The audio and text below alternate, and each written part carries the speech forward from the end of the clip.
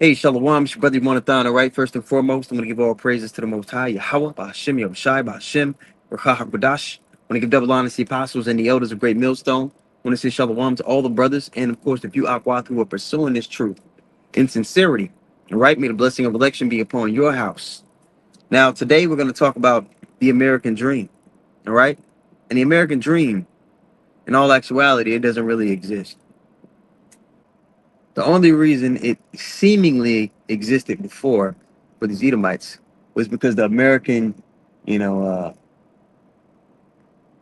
what is the word I'm looking for? Hegemony was at the peak of its imperialist power. But now we're in the stage of the Lord's movie where the weak are saying that they're strong as well. What, Joel, the third chapter? So the grips of control they had internationally isn't quite what it used to be. It's still there, don't get it twisted, but it's not what it used to be. See, 20, 40 years ago, when America was at its peak, their control was absolute. It's not absolute anymore. People have caught on to the fact that America is simply a puppet for the small hats.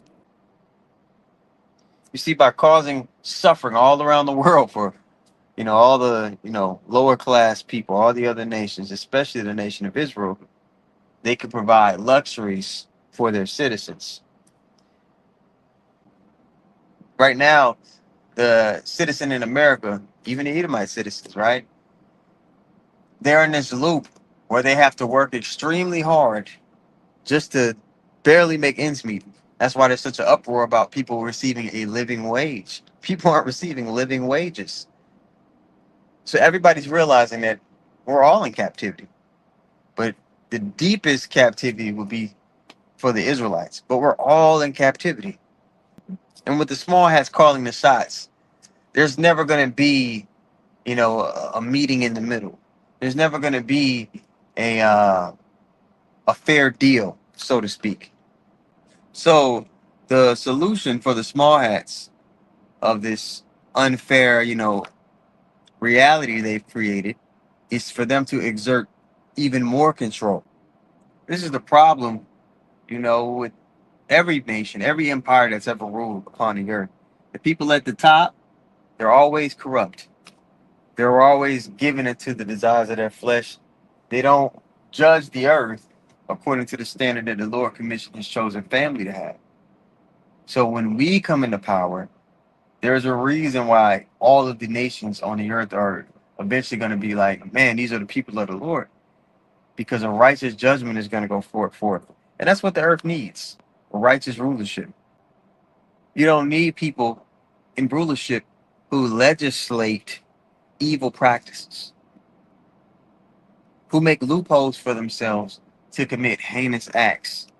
And like it talks about, what is that, Zechariah 11:5, and they profess themselves not guilty. They'll make an unrighteous decree, and then they'll make loopholes for themselves so they can say, oh,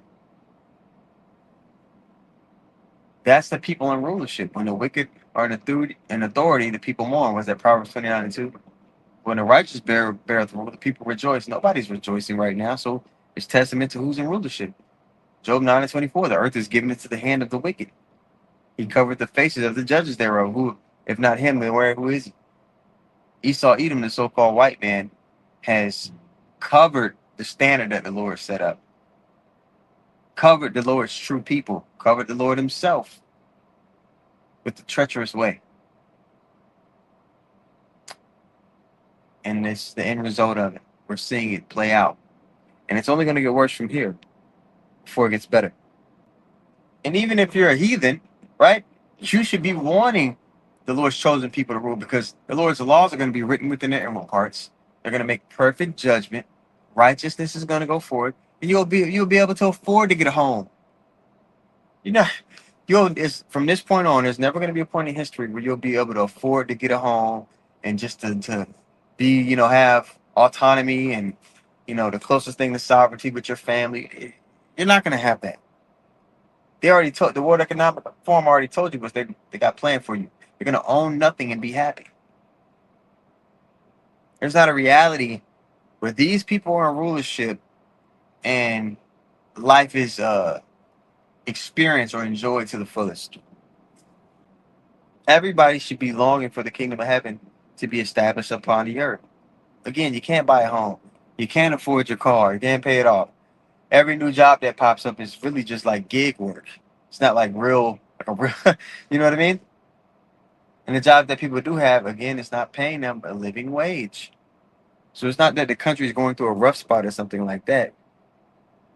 This whole society is going down the drain. So the same way ancient Rome fell, so like a long day. The same way ancient Rome fell is the same way America, Babylon the Great, is going to fall. But in a greater fashion, because the Lord is going to come and destroy this place via fire. The Lord even put the spirit of Nero back as the figurehead of the ruler of this place. So for somebody to know that they're an Israelite, to know prophecy, you'd be insane to really be invested in this society. For you to know, if you know prophecy in the scriptures, and you know what the Lord has planned for his people, there's no way a person in their right mind could want to still be in this society, still have an affinity and a deep attachment to this world, knowing what we know. See, when people come across us and they feel like the message we're pushing is bad, it's hurtful, it's they don't understand what's going on. Even if you're a heathen, because the long-term end of this man being in rulership, no flesh will be saved, like it talks about in Matthew the 24th chapter. The long-term end result of the Lord and his people being in rulership is going to be life flourishing in a way that it's never been witnessed ever. More life is the end of the righteous people being in rulership. And if you're an Israelite, immortality is waiting for you. Real joy. Nobody has really experienced joy on this side. Something that can never be lost. A moment that can never be lost. Everlasting joy. Nobody's experienced that. If you're an Israelite, you got to be crazy to have an attachment to this world and the standard that this world pushes. You really have to empty your cup to be circumcised in the mind, because the Lord has a better way. Everything about how this devil does things should kind of rub you the wrong way, because you start to see the world and filter it through the Lord's way, filter it through the scriptures, and you realize, oh, this everything's backwards, everything's inside out. So again, the American dream doesn't exist. The scriptures tell us, let me go get it. It's Matthew 10 and 34. It's written in red. Before the kingdom of heaven is established, yeah, a bit of woe or a bad time, okay, or great destruction has to go down first. All right. Matthew 10 and 34. Think not that I am come to send peace on the earth. I came not to send peace, but a sword. When the Lord comes back, all the other nations, all the other, governments, all the other entities of powers are going to be cast down. Verse 35. For I am come to set a man at variance against his father, and the daughter against her mother, and the daughter-in-law against her mother-in-law, because only the elect of the nation of Israel are going to be delivered. Majority of the people that are Israelites, man, they're going to die here because they have that attachment to this place. So they're not going to see things in the spirit. They're not going to see, the beauty and the conduct the Lord commissioned us to have. They're not going to see those things. All right, so let me read this again from the top. Matthew 10 and 34. Think not that I am come to send peace on earth. I came not to send peace, but a sword. For I am come to set a man at variance against his father, and the daughter against her mother, and the daughter-in-law against her mother-in-law. And a man's foe shall be there of his own household. He that loveth, this is the point I wanted down here. He that loveth father or mother more than me is not worthy of me. He that loveth son or daughter more than me is not worthy of me. And he that taketh not his cross and followeth after me is not worthy of me.